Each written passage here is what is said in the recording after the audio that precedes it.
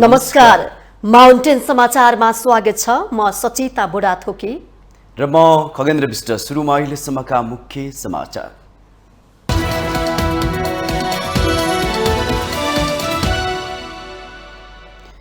विकृति र विसङ्गतिले भरिपूर्ण राजनीति र भ्रष्टाचारको जालो दिन प्रतिदिन छताछुल्लो हुँदै नयाँ पुस्ताको अनुहारमा पनि पुरानै दागहरू। प्रतिनिधि सभामा उठ्यो सांसद श्रेष्ठको रकम लेनदेन सम्बन्धी अडियो प्रकरणबारे संसदीय छानबिन समितिको गठनको माग। रासोपाले माग्यो माफी, कारबाही गर्ने भनाई। भविष्यमा आउने सरकारले समेत प्रेरणा लिन सक्ने गरी आगामी बजेट योजनाहरू तर्जुमा गर्ने प्रधानमन्त्री प्रचण्डको उद्घोष। अर्थतन्त्रमा धेरै सङ्कट नरहेको जिकिर। राजनीतिक दाउपेचले शान्ति प्रक्रिया नटुङ्गिँदा पीडितहरू मर्कामा। माओवादी भन्छ संक्रमणकालीन न्यायको विषय नियमित अदालतले हस्तक्षेप गर्न मिल्दैन। कुनै पनि प्रकारको किला प्रयोग नगरी बेतले बाँधेर बनाइने रातो मन्दिरनाथको निर्माणाधीन रथ भाँचियो। मुलुकमा अनिष्ट हुने भन्दै स्थानीय चिन्तित। पाकिस्तानको दक्षिण पूर्वी प्रान्त बलुचिस्तानको कोइटामा बम विस्फोट। 4 जनाको मृत्यु, 15 जना घाइते। रिमोट कन्ट्रोलबाट बम विस्फोट गराइएको प्रहरीको ठम्ब्याई। र इन्डियन प्रिमियर लिगमा निकोलस पुरनको विस्फोटक ब्याटिङसँगै लखनऊ सुपर जायन्ट्सको तेस्रो जित। रोयल च्यालेन्जर्स बेङ्गलोर 1 विकेटले पराजित।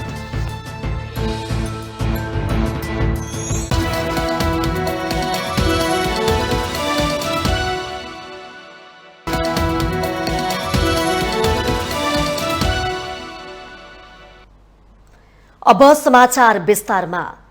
भ्रष्टाचारको जरो कतिसम्म गहिरेको छ भन्ने कुरा पछिल्ला घटनाक्रमले पुष्टि गर्दै लगेको छ। मन्त्री बन्नेका लागि पार्टीमा नजराना चढाउनु पर्ने विकृति पुनः एकपटक छत्ताछुल्ल भएको छ। यो त सत्तामा आएको एक प्रतिनिधि घटना मात्र हो।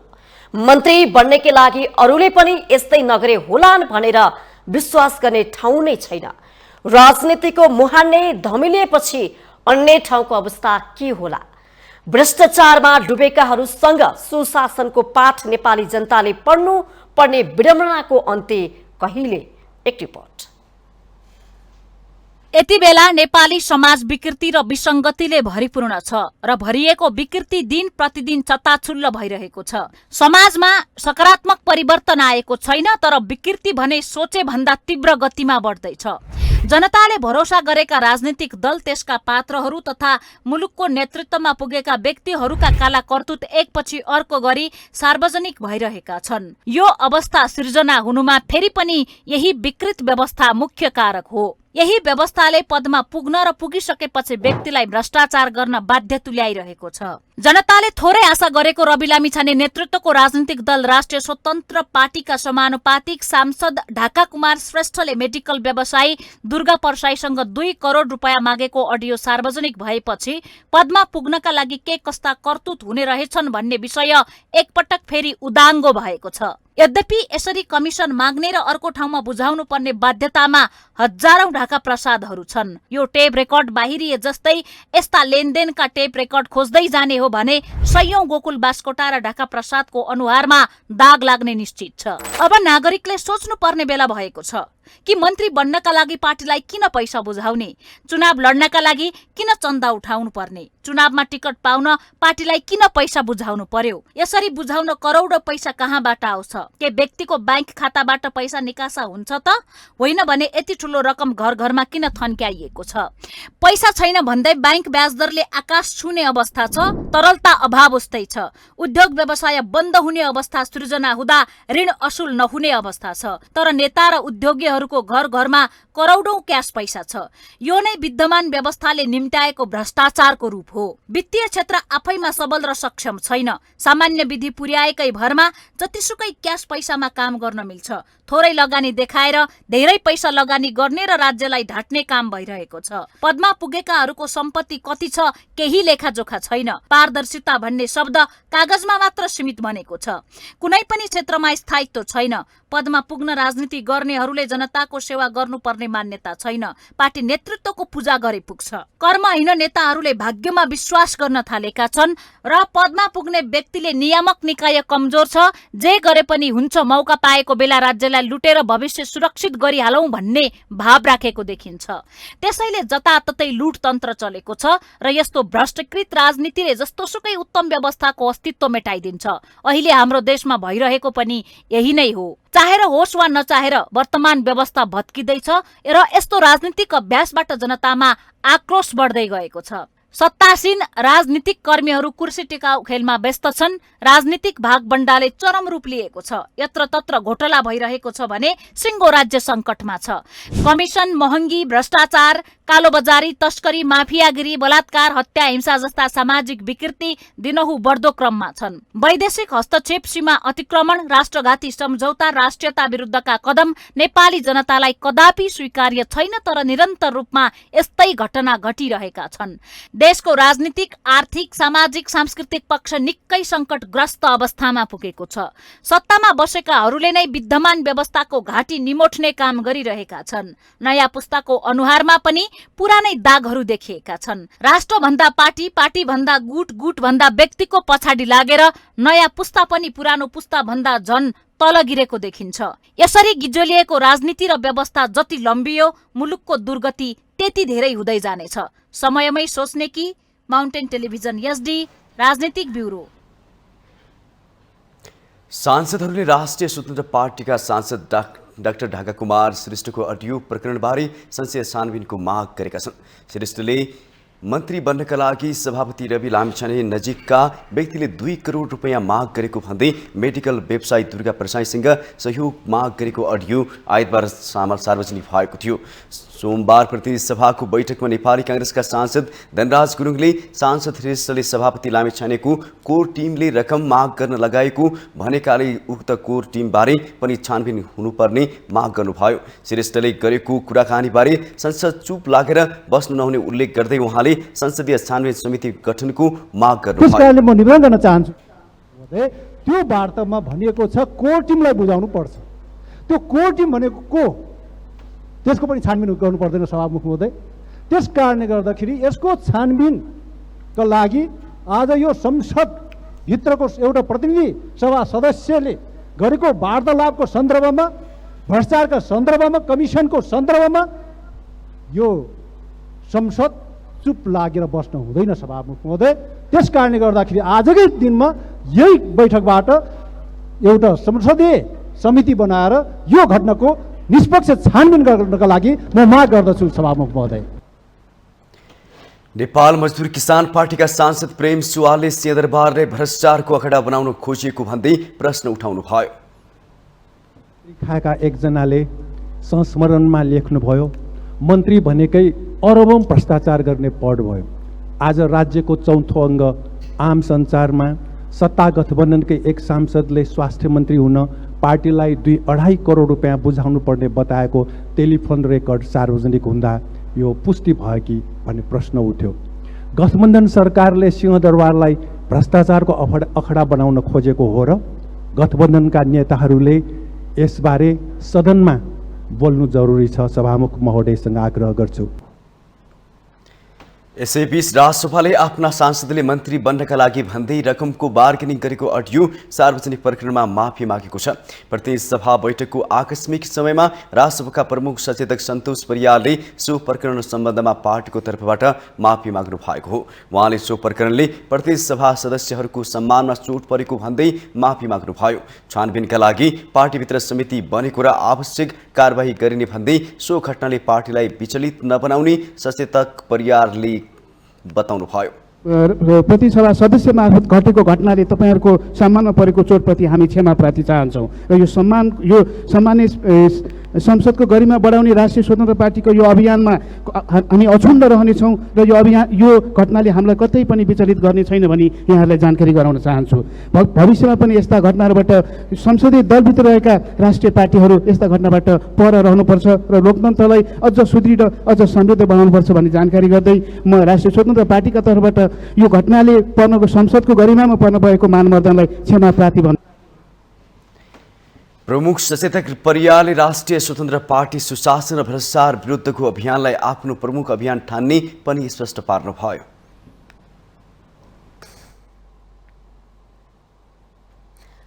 प्रधानमन्त्री पुष्पकमल दाहालले आगामी आर्थिक वर्ष 2080-81 को नीति कार्यक्रम र बजेट विगतभन्दा गुणात्मक रूपमा ल्याउन लागि बताउनु भएको छ। सोमबार काठमाडौँमा आयोजित नेपाल चेम्बर अफ कमर्सको 72औं वार्षिक साधन सभा एवं चेम्बर दिवसको अवसरमा आयोजित कार्यक्रममा प्रधानमन्त्री दाहालले आगामी आर्थिक वर्षको बजेट विगतको राम्रो हुने जिकिर गर्नु भएको छ। परम्परागत सोच, नीति कार्यक्रम र बजेटबाट देशको समृद्धि सम्भव नहुने कुरामा सरकार स्पष्ट रहेको उहाँको भनाइ थियो। प्रधानमन्त्री प्रचण्डले भविष्यमा आउने सरकारले समेत प्रेरणा लिन सक्ने गरी बजेट र योजनाहरू तर्जुमा गरिने प्रश्न पार्नुभयो। आर्थिक वर्ष 80-81 को नीति कार्यक्रम र बजेट निर्माणको पूर्व सन्ध्यामा छ। परम्परागत सोच, नीति कार्यक्रम र बजेटबाट देशको समृद्धि सम्भव छैन भन्ने कुरामा सरकार स्पष्ट भएको छ। सरकारले यसपटक विगतभन्दा भिन्न, विगतभन्दा नयाँ, विगतभन्दा गुणात्मक केही नीति कार्यक्रम र योजनाहरू अगाडि बढाउने गृह कार्य गरिरहेको छ, ताकि जसबाट देशको विकास र समृद्धिमा गुणात्मक योगदान दिन सकियोस्। भविष्यमा आउने सरकारहरूले समेत त्यसबाट प्रेरणा लिन सकुन्।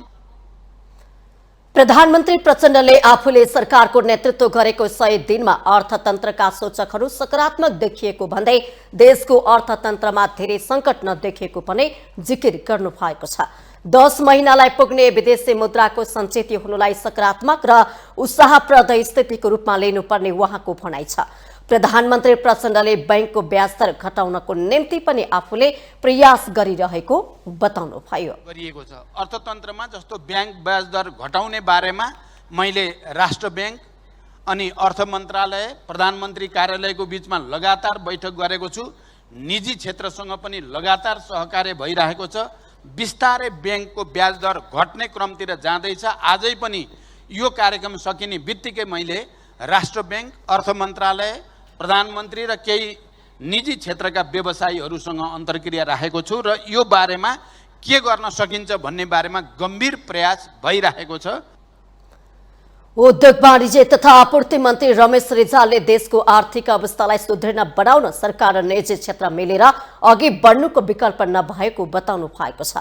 देशको संकटग्रस्त आर्थिक अवस्था सुधार गर्न उद्योगी व्यवसायीहरूको महत्वपूर्ण योगदान हुने उल्लेख गर्दै उहाँले सरकार सुदृढ नीति नियम बनाउन तयार रहेको बताउनु भएको छ। गतिविधि त्यति साह्रो गतिलो अवस्थामा छैन।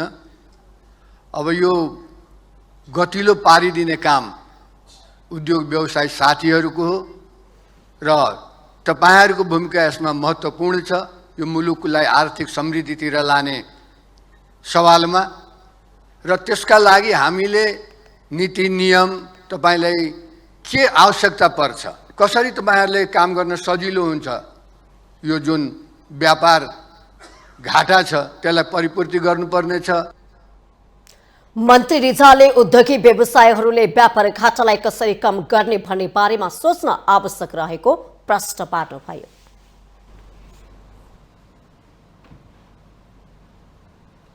नेपाली कांग्रेसका सांसद गगन कुमार थापाले प्रधानमन्त्री पुष्पकमल दाहाल प्रचण्डलाई काठमाडौँ महानगरपालिकासँग तत्काल संवाद गर्न आग्रह गर्नु भएको छ। सोमबार प्रतिनिधि सभा बैठकको आकस्मिक समयमा सांसद थापाले काठमाडौँ महानगरपालिकाले सिंहदरबार भित्रको फोहोर नउठाएको विषयमा महानगरपालिकासँग तत्काल संवाद गर्न प्रधानमन्त्रीलाई आग्रह गर्नु भएको हो। उहाँले महानगरपालिकाले राखेका जायज मागहरूलाई पूरा गर्न आवश्यक विषयमा समझदारी कायम गर्न माग गर्नुभयो। सांसद थापाले काठमाडौँ महानगरपालिका र संघीय सरकार बीचको छलफलमा काठमाडौँका जनप्रतिनिधिलाई पनि सम्मिलित गराउनु सुझाव दिनुभयो। बीच टकराउ देखिएको छ। काठमाडौँ महानगरपालिकाले फोहोर नउठाउने भनेको छ। एउटा निर्वाचित जनप्रतिनिधि स्थानीय सरकारको प्रमुखले आफ्नो असहमति प्रकट गर्दै गर्दा अत्यावश्यक सेवा अवरोध गरेर आफ्नो माग सुनवाई गराउने शैली, प्रयोग भएको भाषा, लवज यो ठिक वा बेठिक यसका बारेमा बहस हुन सक्ला, बहस गरौँला। यथोचित समयमा यो विषयमा प्रवेश पनि गरौँला। तर अहिलेलाई म सम्माननीय प्रधानमन्त्रीलाई आग्रह गर्न चाहन्छु, कुनै विलम्ब नगरिकन, कुनै आग्रह नगरिकन काठमाडौँ महानगरपालिकासँग छलफल गरियोस्, संवाद गरियोस्। जुन विषय अहिले सल्टाउनु पर्ने हो सल्टाइयोस्, जुन विषयमा समझदारी कायम गर्नुपर्ने हो समझदारी कायम गरियोस्, जायज मागहरू पुरा गरियोस् र हामी काठमाडौँका जनप्रतिनिधिहरूलाई पनि यो प्रक्रियामा सम्मिलित गराइयोस्। नेकपा एमालेका सांसद रघुजी पन्तले खालिस्तानी आन्दोलनकारी अमृतपाल सिंह खोज्न भारतीय सुरक्षाकर्मीहरू अनुमति बिना नेपाल आएको भन्दै यसले नेपालको सुरक्षा संयन्त्रप्रति अविश्वास पैदा भएको टिप्पणी गर्नुभयो। नेपालले कुनै पनि विखण्डन र आतंककारी गतिविधिलाई नसघाउने भएकाले बाह्य देशका सुरक्षाकर्मीलाई अनुमति बिना नेपाल आउनु नेपालको कानुनले नदिएको उहाँले प्रश्न पार्नुभयो। सुरक्षा संयन्त्रका कर्मचारीहरू नेपाल प्रवेश गरेका छन् र उनीहरू अमृतपाल खोज्न भनेर आएका छन् भन्ने समाचारहरू छापेको छ। कुनै पनि बाह्य देशको सुरक्षा कर्मीलाई नेपालको कुनै पनि कानुनले नेपालभित्र पसेर त्यसरी खोजबिन गर्ने अधिकार दिएको छैन।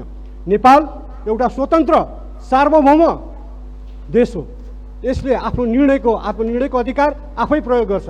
यसले ठुला अरू देशले बाट भागेर आएका अपराधीहरूलाई पनि नेपालको सुरक्षा संयन्त्रले पक्रेको छ। उदाहरणको लागि हामी चाल सौराजको घटना हेर्न सक्छौँ। खुल्ला सिमाना तस्करी र अपराधको अखडा हुँदा नियन्त्रण गर्न र बाह्य मुलुकको सुरक्षाकर्मी आउँदा सरकारले के सोचिरहेको छ भन्दै सांसद पन्तले प्रश्न गर्नुभयो।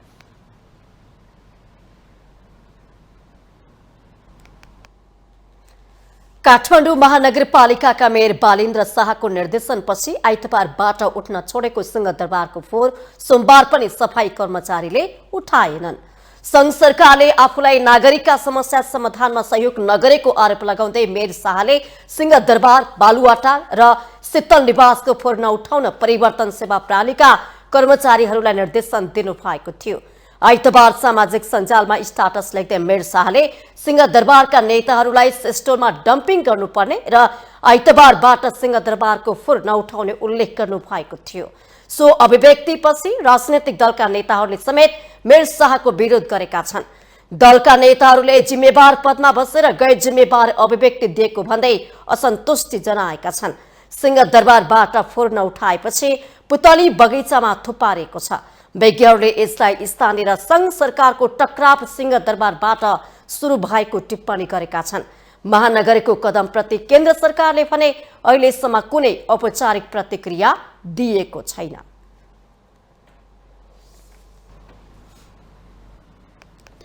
देशमा 753 पालिकाहरू जनप्रतिनिधिहरू शक्तिको अधिकतम उपयोग गरिरहेका छन्। तैपनि उनीहरू आवश्यक पर्दा केन्द्र सरकारले असहयोग गरिरहेकोमा असन्तुष्ट हुने गरेका छन्। यसको उदाहरण काठमाडौँ महानगरपालिकाका मेयर बालेन्द्र शाहले सिंहदरबारबाट फोहोर नउठाउन आदेश दिएका छन्। आखिर संघ, प्रदेश र पालिका बीच किन समन्वय हुन सकिरहेको छैन? एक रिपोर्ट।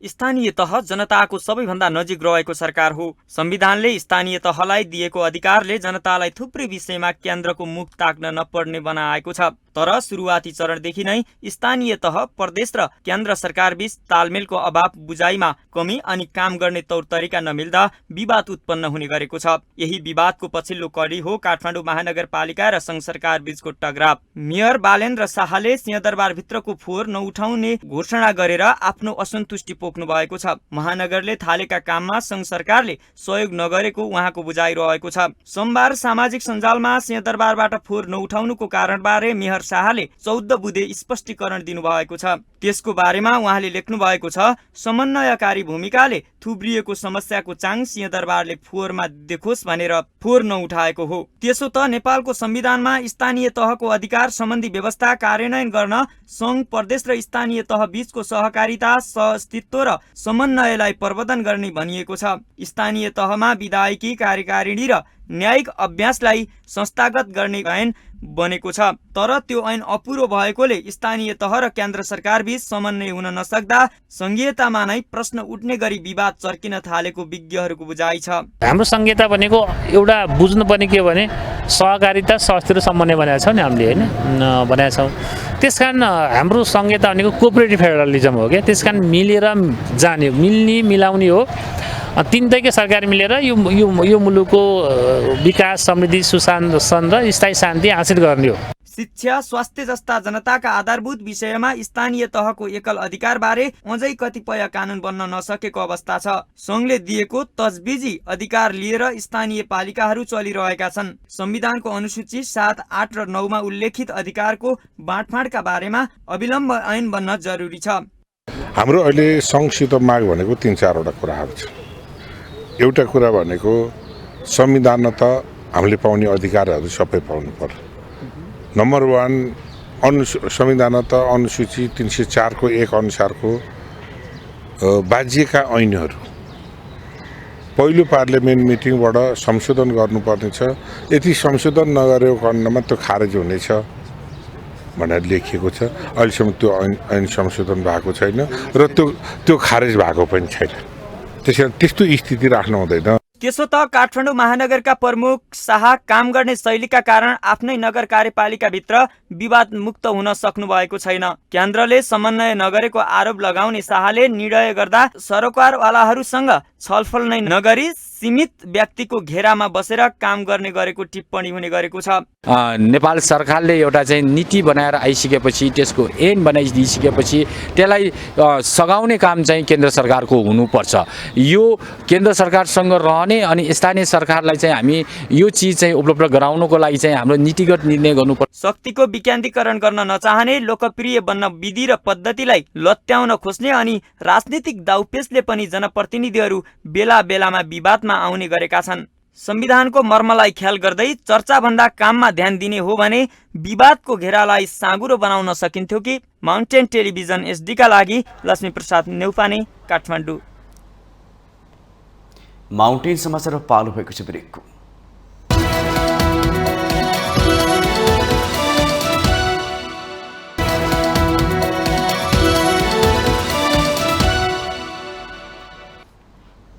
ब्रेकपछि स्वागत छ। अब बाँकी समाचार। नेकपा माओवादी केन्द्रका उपाध्यक्ष कृष्णबहादुर महराले संक्रमणकालीन न्यायको विषय अदालत र न्यायाधीशले हस्तक्षेप गर्न नमिल्ने बताउनु भएको छ। सोमबार काठमाडौँमा आयोजित शान्ति प्रक्रिया र संक्रमणकालीन न्याय सम्बन्धी अन्तर्क्रिया कार्यक्रममा उहाँले यस्तो बताउनु भएको हो। उपाध्यक्ष महराले संक्रमणकालीन न्यायको विषय सत्य निरूपण आयोगद्वारा टुङ्ग्याउनु पर्ने जिकिर गर्नु भएको छ।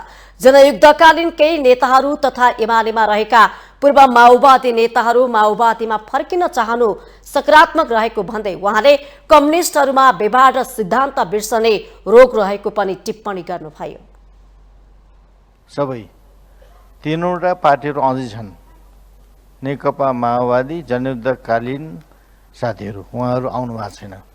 एकजना त अस्ति आउनुभयो तर अहिले आउनु भएन, कुनै कारणमा आउँछु नै भन्नुभएको थियो। दुईजना साथीहरू एकजना कि धेरैजना भनौँ नेकपा एमालेमा हुनुहुन्छ, माओवादी जनयुद्धका, उहाँहरूसित नै कुरा गरेका थिएँ। यसपटक चाहिँ आउँदैनौँ हामी, तर कुरा गर्दै जाउँ भन्ने छ। नेपाल समाजवादी पार्टीकै उपाध्यक्ष हिसिला एमएलए प्रधानमन्त्री प्रचण्ड सरकार बनाउन माहिर भए पनि नेतृत्व लिन भने सक्षम हुन नसकिरहेको बताउनु भएको छ। शान्ति सम्झौतापछि बनेका 16 सरकारमध्ये माओवादी 12वटा सरकारमा सहभागी भए पनि अपेक्षाकृत रूपमा सत्ताको नेतृत्व लिन भने नसकेको उहाँले टिप्पणी गर्नुभयो।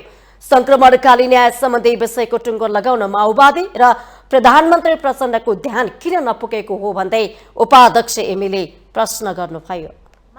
उहाँको पुगेकै छैन, नपुगेकै कारणले गर्दाखेरि यो जुन निवेदन आएको छ, जुन निवेदनले गर्दाखेरि आज हामी सबै एक ठाउँमा आउन बाध्य भयौँ। आज यो 12 वर्षको अवधिमा सयौं माओवादी पार्टीका नेताहरू कोही मन्त्री बने, कोही सङ्घका नेत्री बने, कोही प्रदेशका बने, कोही मेयर बने, कोही उपमेयर बने। यो सबै तपाईँको के हो त? एक्जिक्युटिभ पोजिसन हो। हजारौं मान्छेहरू तपाईँको सभासदहरू भए, तर यो विषयमा किन ध्यान गएन? उपाध्यक्ष एमएलए नेपाली कांग्रेसका सभापति शेरबहादुरका देउवालाई 93 दिनको विपक्षी दलको नेताको सुविधा दिन तयार भएको सरकारसँग सत्य निरूपण मेलमिलाप आयोगमा रहेर पुराना कर्मचारीहरूलाई निरन्तरता दिन पैसा नभएको हो भन्दै प्रश्न गर्नु भएको छ।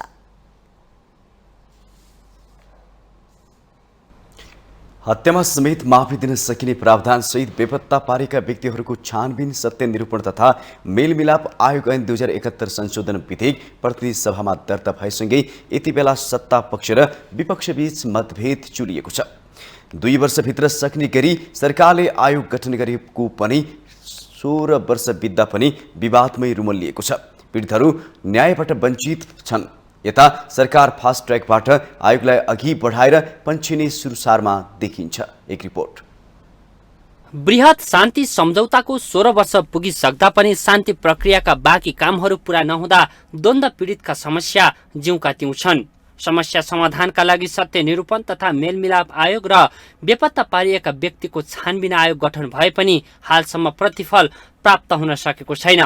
सरकार अहिले शान्ति प्रक्रियाका बाँकी काम फास्ट ट्र्याकबाट भए पनि संसदबाट पारित गर्ने तयारीमा देखिन्छ। अदालतदेखि राजनीतिक तबकाको एउटै भनाइ छ, विगतमा बनाइएका संक्रमणकालीन न्यायका संयन्त्रले प्रभावकारी काम गरिदिएको भए अहिलेको जस्तो अवस्था नै आउँदैन थियो। अर्थात् सत्य निरूपण तथा मेलमिलाप र बेपत्ता छानबिन आयोगको असफलताका कारण अहिले नियमित अदालत सक्रिय हुनु परेको छ भने माओवादी सहित द्वन्द्वका पक्षहरू झस्किएका छन्।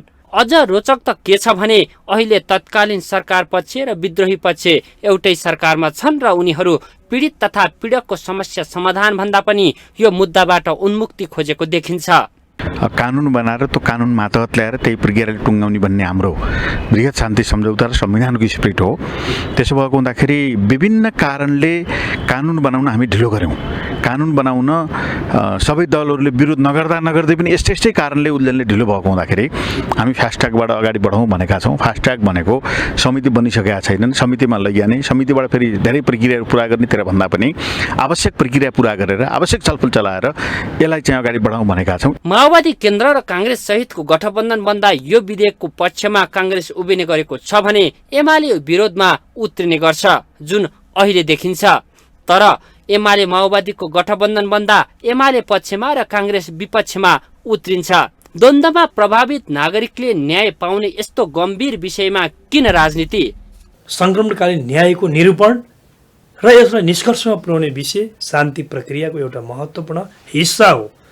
यसलाई हामीले गम्भीरताका साथ लिएका छौँ। यो ढिलो भएको छ। 16 वर्ष किन 16 वर्षमा हामीले कुरेर बस्यौँ? तत्कालीन विद्रोही पक्ष सरकारको पटक पटक नेतृत्वमा पुग्यो। हिजो टाउको मूल्य तोकाहा र तोकुवा दुवै आज सरकारमा छ। आज मात्रै होइन, हिजो पटक पटक हुनुहुन्थ्यो उहाँहरू। कहिले पनि यो विषय किन प्राथमिकतामा परेन? जे होस्, सरकारले ढिलै भए पनि विधेयक संशोधनको तयारी गरेर संक्रमणकालीन न्यायका विषयमा पहल त थालेको छ। तर सरकारवाला र द्वन्द्व पीडितको भावना समेत समेटेर विधेयक थप परिमार्जित गर्न सके ढिलै भए पनि द्वन्द्व पीडितले न्याय पाउने वातावरण बन्ने थियो। यद्यपि दलहरूले न्यायमा जोडिएको विषयमा पटक पटक राजनीति गर्दा पनि उनीहरूलाई न्याय पाइएला भन्ने झिनो आशा अझै छ। यसलाई राज्यद्वारा पटक पटक उल्टाउने कामहरू भइरहेको छ। यसलाई पटक पटक उल्टाउने कामहरू भइरहेको छ, जो कि यो द्वन्द्व बेला एकतर्फी मात्रै हत्या हिंसामा गएको होइन, त्यो दुवै तर्फबाट गएको हो। यदि चाहिँ माओवादीले गरेकोबाट जुन चाहिँ फेरि चाहिँ मुद्दाहरूलाई उल्झाउने हो भने त्यतिखेरको सरकारबाट गरेकालाई चाहिँ कसरी हेर्ने त नि? र प्रचण्डहरूले चाहिँ जो गल्ती गरे त्यो कारणले चाहिँ आज भएको हो। हामी त्यसैले त हामीले पार्टी फरक बनाएको छौँ होइन। प्रचण्डहरूले जे गल्ती गरे र पुँजीवादी किताबमा जसको विरुद्धमा लडेका थियो उसैसँग घाँटी जोड्न उसकै क्याम्पमा गइसकेपछि त उनले त एक्सन नै छ। यो त्यसको फाइदा उनीहरूले लिएका हुन् र प्रचण्डहरूलाई चाहिँ उनले अब हान्न सकिन्छ, अब यही बेला याक्न सकिन्छ भन्ने उनीहरूले लागेको कुरा हो।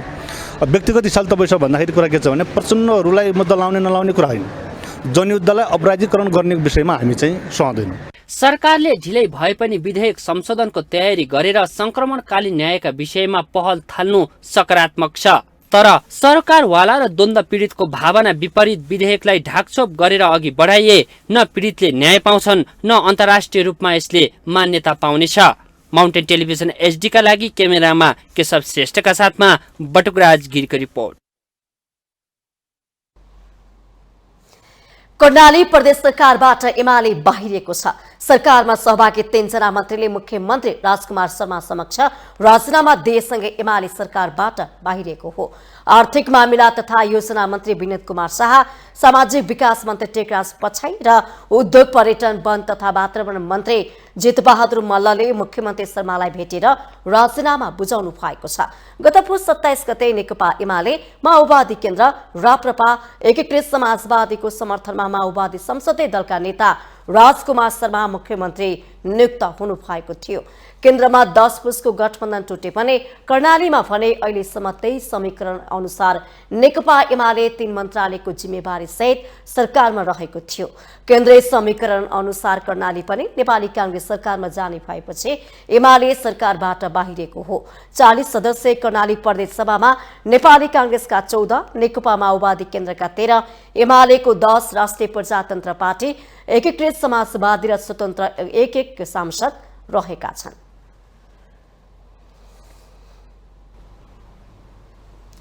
प्रतिनिधि सभा बैठकको शून्य समयमा सांसदहरूले विविध विषयमा सरकारको ध्यान आकर्षण गरेका छन्। सोमबार बसेको बैठकमा सांसदहरूले स्वास्थ्य, सडक निर्माण, नागरिकता लगायतका विषयमा सरकारको ध्यान आकर्षण गराएका हुन्। चितवन जिल्लाको सोभियुको चुनावमा कलेज परिसरभित्रै कलेज प्रशासन र प्रहरी मिलेर एकतर्फी चुनाव गर्ने कुनियतले नेभी सङ्घका विद्यार्थीमाथि साङ्घातिक हमला गरी घाइते भएका विद्यार्थी साथीहरू हालसम्म पनि अस्पतालमा उपचार गराइरहेकै छन्। तिनीहरूको विषयमा यथाशक्य छानबिन गरी न्याय दिलाउन हुन सम्बन्धित निकायलाई अनुरोध गर्न चाहन्छु। त्यस्तै चितवन जिल्ला र नवलपरासी जिल्ला जोड्ने पुलको अवस्था नाजुक हुँदै गइरहेको सर्वविदितै छ, तर सो पुलको निरीक्षण कसैबाट हुन सकेको छैन। त्यसैले सो पुलको निरीक्षण टोली यथाशक्य चाँडोभन्दा चाँडो पठाउन हुन सम्बन्धित निकायलाई मन्त्रालय अनुरोध गर्न चाहन्छु। दार्मा खोला, साक्सा खोला र सिलिङ्गीमा पक्की पुल हुन झन् जरुरी छ, जबकि यो पुल दार्मा, साक्सा खोला, सिलिङ्गीमा हुनुपर्ने पुल, तर एकलौटी भुरुङ खोलामा पक्की पुल निर्माण भएको छ। एकातर्फ सडक छ भने अर्कोतर्फ सडक नै छैन। सभामुख महोदय, सडक बिनाको पक्की पुल कसरी निर्माण भयो? सडक सञ्जालबाट नजोडिएको यो पुल कसको र के स्वार्थबाट पुल निर्माण भयो जनताले बुझ्न सकेका छैनन्। सल्यान र रुकुमसँग जोडिएको यो सिमाना साधन र स्रोतको ठूलो क्षति र दुरुपयोगको नयाँ र नौलो प्रमाण बनेको छ। सभामुख महोदय, त्यसैले यसतर्फ सम्बन्धित निकायको ध्यान आकर्षण गर्न चाहन्छु। मैले के भन्न चाहन्छु भने सभामुख महोदय कि जुन नागरिकता बाझिएको छ त्यसलाई 6 महिना होइन 6 वर्षसम्म लगाए पनि कुनै आपत्ति छैन, तर जुन नागरिकता हाम्रो देशको जसको चाहिँ आमा बुवा दुईटैको नागरिकता छ, जुन हाम्रो संविधानले प्रष्ट गरेको छ कि आमा बुवाले नागरिकता चाहे त्यो चाहिँ जन्मसिद्ध होस् या अङ्गीकृत होस्, उसको सन्तान चाहिँ वंशजको नाता। लामो छलफल र निष्कर्ष निकालेर सम्भाव्यताबारे प्रतिवेदन पनि दिएको छ र नेपाल सरकारको भौतिक आवास मन्त्रालय यातायातबाट पनि त्यो सम्भाव्यता भनिएको छ। गत वर्ष नै गत वर्षहरूमा 2077-78मा 6 अरब 42 करोड त्यसमा चाहिँ नि बजेट पनि विनियोजित गरियो, तर अहिलेसम्म त्यहाँ खोस्रिनेसम्म पनि काम भएको छैन। यतातिर म गम्भीरतापूर्वक सरकारले गरेका वचनबद्धता र सरकारले आलोकेसन गरेको बजेट त्यसलाई एकातिर थन्काएर जुन ढङ्गले त्यतातिर कुनै काम भएको छैन, त्यतातिर म सभामुख मार्फत सरकारको गम्भीर रूपले। सांसदले शून्य समयमा आफूहरूले उठाएको विषयमा सरकारले किन जवाब नदिएको भन्दै प्रश्न समेत गरेका छन्।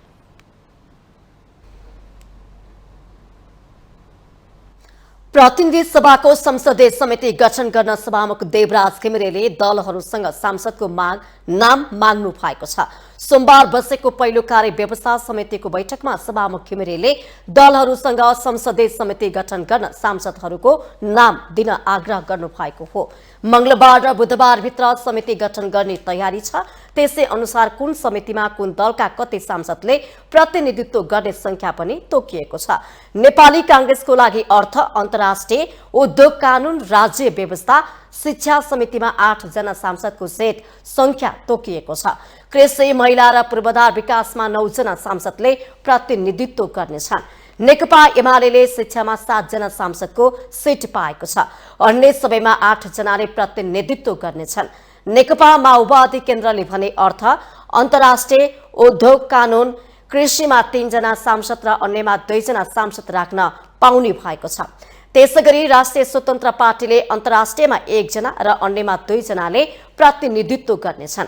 जनता समाजवादी पार्टी नेपालमा भने सबै समितिमा 1 जना सांसद राख्नेछ।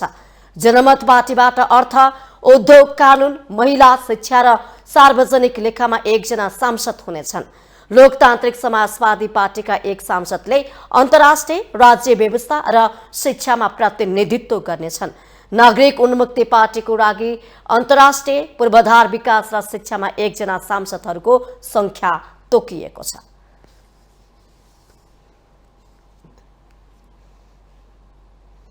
माउन्टेन समाचारमा पालो भएको छ अर्को ब्रेक।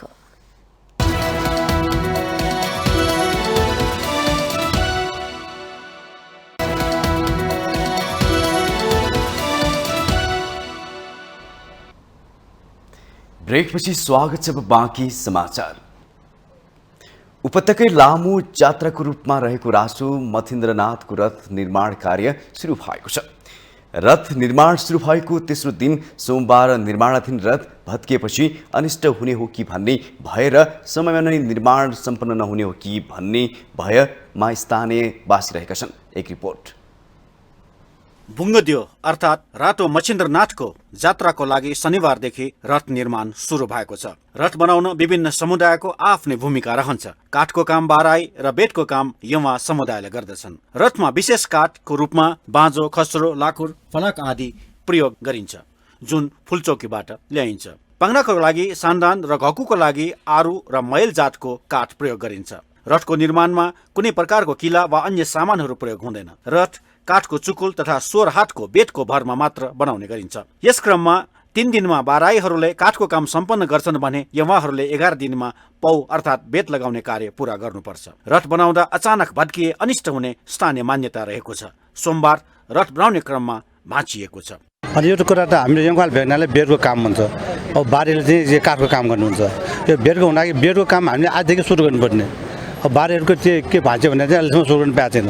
अब 11 दिनमा काम सघाउनु पर्ने, हामीले कसरी सघाउने कसरी नगर्ने भनेर हामीले जोड भेटिरहेको छ। अब हामीले चाहिँ आज साथी पनि बोलाएर ल्याएँ, बेडको काम छिटो काम सघौँ भनेर। अहिलेसम्म बेडको काम गर्नु पाएको छैन।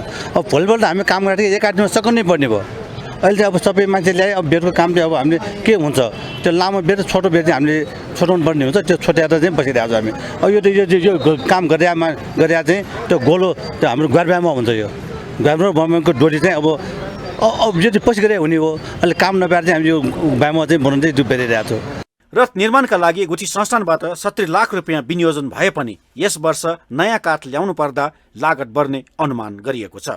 पूर्वदेखिको चाहिँ चलाउनलाई गाह्रो पनि हुँदै गइसकेको छ। काठहरू समयमा नपाउने, तिनीहरूलाई चाहिँ ठाउँमा नपाउने, कोअर्डिनेसन गर्न गाह्रो। हामीलाई चाहिँ सम्बन्धित सरकारहरूले चाहिँ ओहो यो धार्मिक कार्य हुनाले चाहिँ हामीले गर्नुपर्छ भन्ने यो मेसेज जान जरुरी छ कि यसलाई जसरी नै हामीले गरिदिनुपर्छ। नेपाल सरकारको जुन सरकारवालाहरू हुनुहुन्छ नि उहाँहरूको यसमा चाहिँ सहयोग हुने अपेक्षा राख्दछु मैले। जनश्रुति अनुसार उपत्यकामा वर्षा नभएर अनिकाल भएको समयमा भक्तपुरका राजा नरेन्द्रदेव, काठमाडौँका तान्त्रिक बन्धु दत्त र ललितपुरका ललित ज्याफू मिलेर कामारो कामाक्षे गएर करुणामयलाई नेपाल ल्याएको जनविश्वास रहेको छ। करुणामयको आगमनपछि प्रत्येक वर्ष भव्य रूपमा जात्रा मनाएर उहाँको सम्मान गर्ने प्रचलन रहेको छ।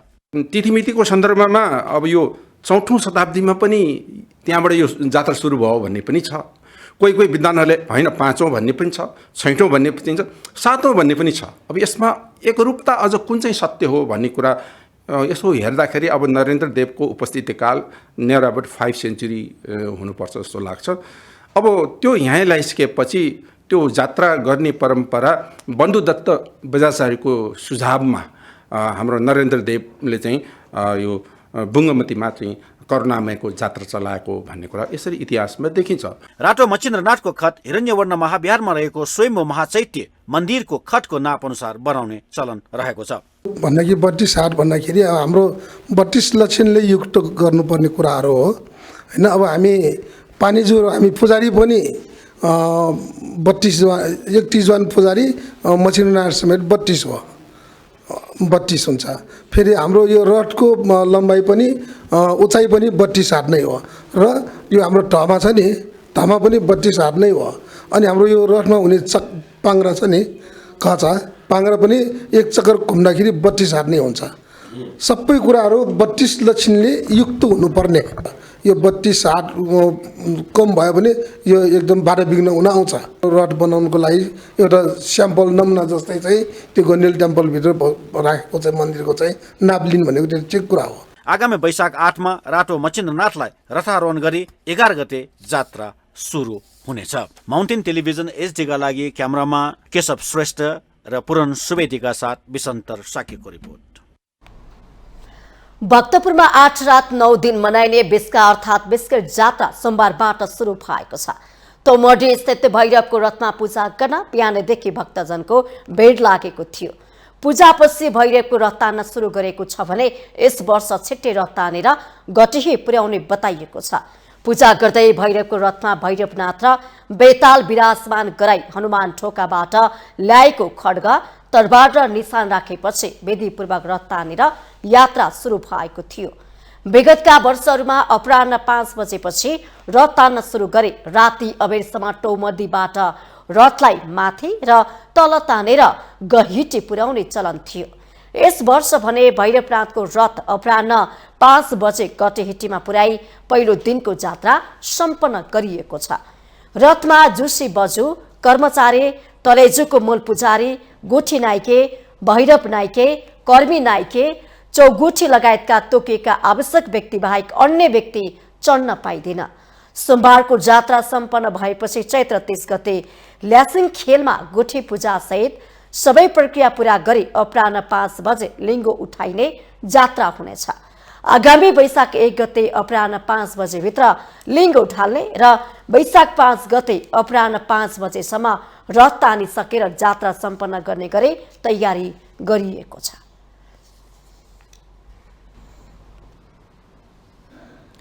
आन्दोलनरत मिटर ब्याज पीडित र सरकार प्रतिनिधि बीचको वार्ता सकारात्मक भएको छ। सोमबार गृह मन्त्रालयका सहसचिव प्रदीप कुमार कोइराला संयोजकको टोलीले पीडितहरूसँग गरेको दोस्रो वार्तामा दुवै पक्षबीच सकारात्मक वार्ता भएको मिटर ब्याज पीडित सङ्घर्ष समितिका प्रवक्ता मृग नवीनले बताउनुभयो। उहाँले मिटर ब्याज अपराध छानबिन समिति र पीडित बीच यसअघि भएको 5 बुँदे सहमतिका विषयमा पनि छलफल गरेको बताउनुभयो। यसअघि भएका सहमति कार्यान्वयन र पछिल्लो पटक सङ्घर्ष समितिले पेश गरेका मागका बारेमा संवाद भए पनि सहमति हुन नसकेको प्रवक्ता मृग नवीनको भनाइ थियो। मिटर ब्याज अपराध नियन्त्रण सिफारिस कार्यदल र मिटर ब्याज तथा ठगी विरुद्ध किसान मजदुर सङ्घर्ष समितिले गरेको 5 बुँदे सहमतिका विषयमा छलफल गर्यौं। त्यो सहमति कार्यान्वयनका जटिलता, त्यो सहमति त्यतिखेर भएका अध्ययनहरूका विषयमा अलि लामो छलफल गर्यौं। त्यसपछि दोस्रो चरणमा चाहिँ अहिले सङ्घर्ष समितिले सेट गरेको 6 बुँदे मागको विषयमा हामीले त्यहाँ छलफल गर्यौं।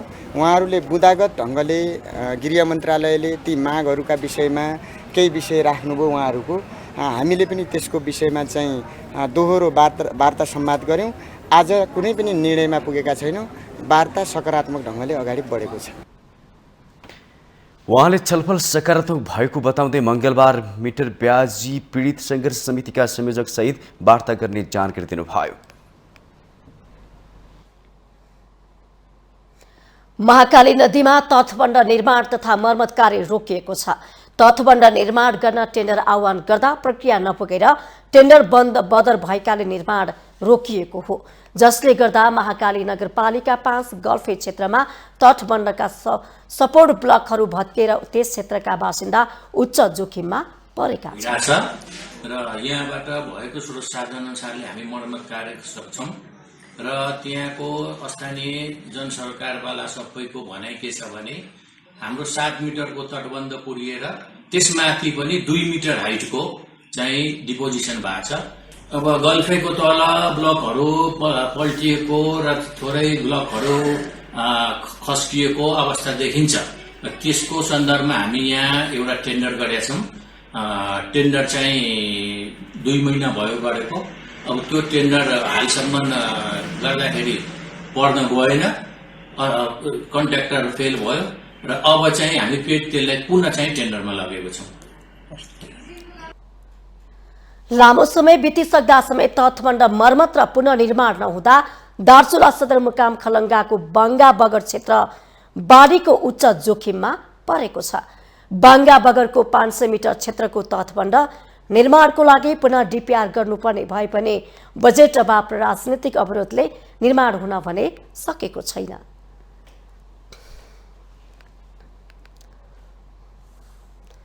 हामीसँग आर्थिक अन्तर्राष्ट्रिय र खेल समाचार बाँकी नै छन्। माउन्टेन समाचारमा पालो भएको छ ब्रेकको।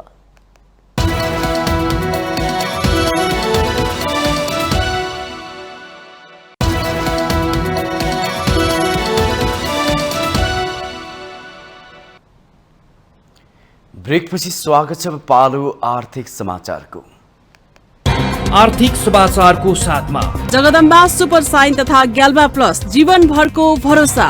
प्रस्तुत छ रिद्धि सिद्धि सिमेन्ट, गुणस्तरको नयाँ स्तर।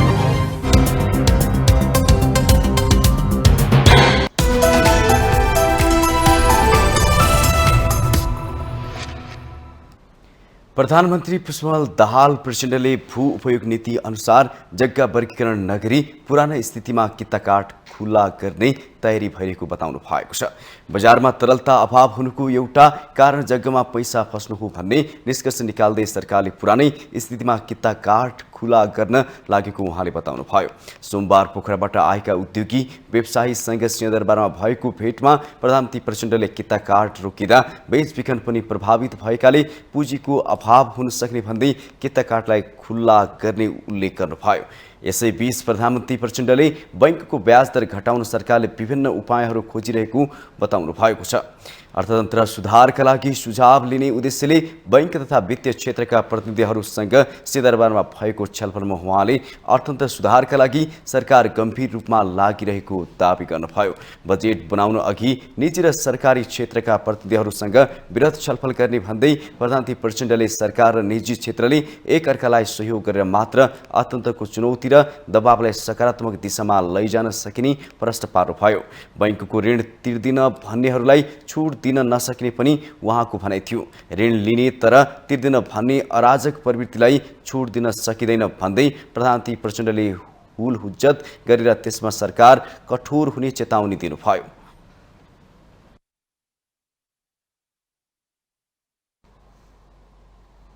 अब पालो अन्तर्राष्ट्रिय समाचारको।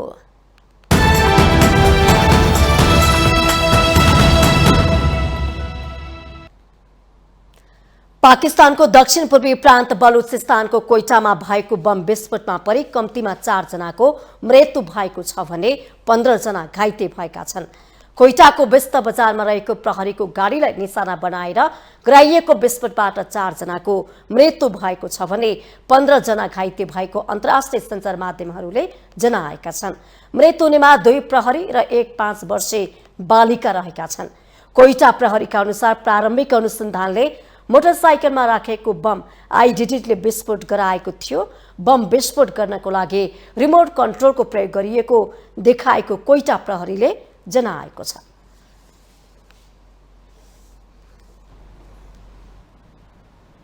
अब पालो खेल समाचारको।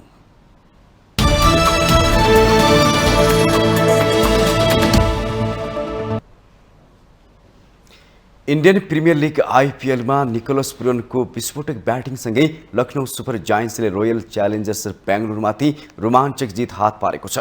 बेङ्गलोरमा भएको खेलमा लखनऊले घरेलु टोलीलाई 101 विकेटले हराएको हो। तेस्रो जितका लागि लखनऊ शीर्ष स्थानमा उक्लिएको छ। जितको लागि 213 रनको विशाल लक्ष्य लखनऊले 20 ओभरमा 9 विकेट गुमाउँदै पूरा गरेको हो। लखनऊको जितमा निकोलस पुरनले 19 बलमा 4 चौका र 7 छक्कासहित 62 रनको विस्फोटक ब्याटिङ गरे। पुरनले मात्रै 15 बलमा अर्धशतक पूरा गरेका हुन्। मार्कस स्टोइनिसले 30 बलमा 6 चौका र 5 छक्कासहित 65 रनको इनिङ खेले। आयुष बोदनीले 30 रन पनि लखनऊको जितमा महत्त्वपूर्ण रह्यो। बेङ्गलोरका मोहम्मद सिराज र ओइन पोर्नेलले 3-3 तथा हर्ष पटेलले 2 विकेट लिए। टस हारेर पहिला ब्याटिङको निम्तो पाएको बेङ्गलोरले निर्धारित 20 ओभरमा 2 विकेट गुमाउँदै 212 रन बनायो। बेङ्गलोरका कप्तान फाब्डु प्लेसिस, अभिजित 79, विराट कोहलीले 61 र ग्लेन मैक्सवेलले 59 रन बनाए। लखनऊका अमित मिश्रा र मार्क उटले 1-1 विकेट लिए।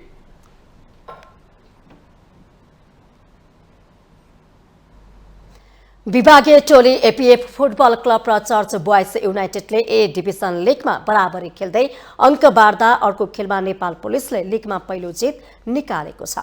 7औं चरण अन्तर्गत चर्च बोइज र एपीएफले गोलरहित बराबरी खेल्दै अङ्क बाँडेका हुन् भने पुलिसले अखिल नेपाल फुटबल संघ एन्फा मुख्यालयमा भएको खेलमा फ्रेन्ड्समाथि 3-1 को जित निकाल्दै जारी लिगमा पहिलो जितको पहिलो खाता खोलेको छ।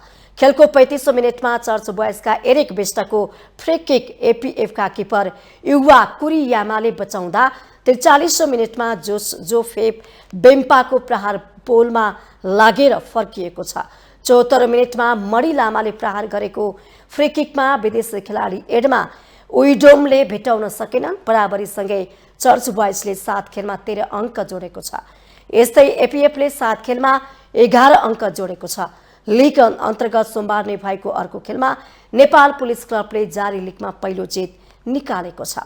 7 दोबाटो स्थित अखिल नेपाल फुटबल संघ एन्फा मुख्यालयको मैदानमा सम्पन्न खेलमा पुलिसले ललितपुरको टोली फ्रेन्ड्स क्लबलाई 3-1 गोल अन्तरले पराजित गर्दै लिगमा पहिलो जित निकालेको हो।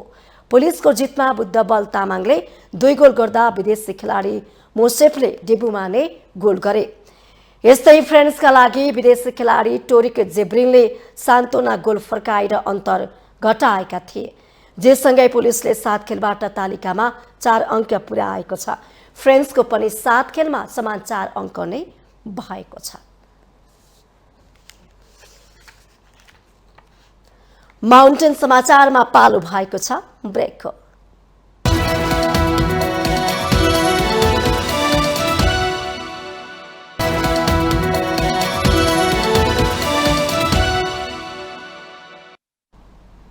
ब्रेकपछि स्वागत छ। यो सँगै हामी माउन्टेन समाचारको अन्त्यमा आइपुगेका छौँ। जाँदा जाँदै मुख्य समाचार पुनः एकपटक।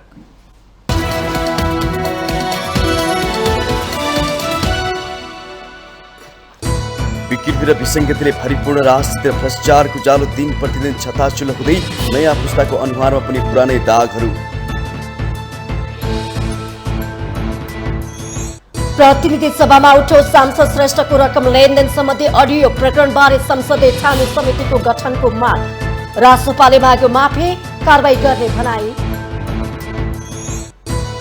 भविष्यमा आउने सरकारले समेत प्रेरणा लिन सक्ने गरी आगामी बजेट योजनाहरू तर्जुमा गर्ने प्रधानमन्त्री प्रचण्डको उद्घोष। अर्थतन्त्रमा धेरै सङ्कट नरहेको जिकिर।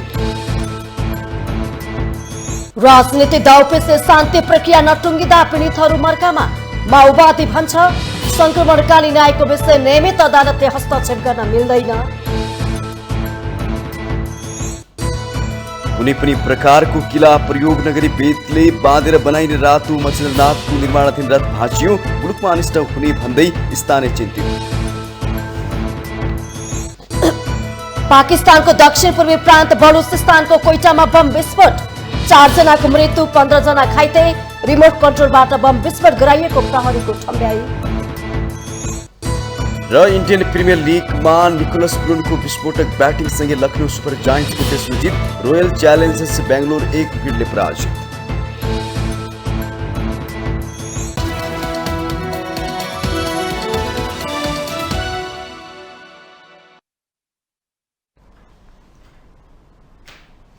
माउन्टेन समाचार अहिलेलाई सकियो। सत्य, तथ्य र निष्पक्ष समाचारको लागि माउन्टेन टेलिभिजन HD हेर्दै रहनुहोला। नमस्कार।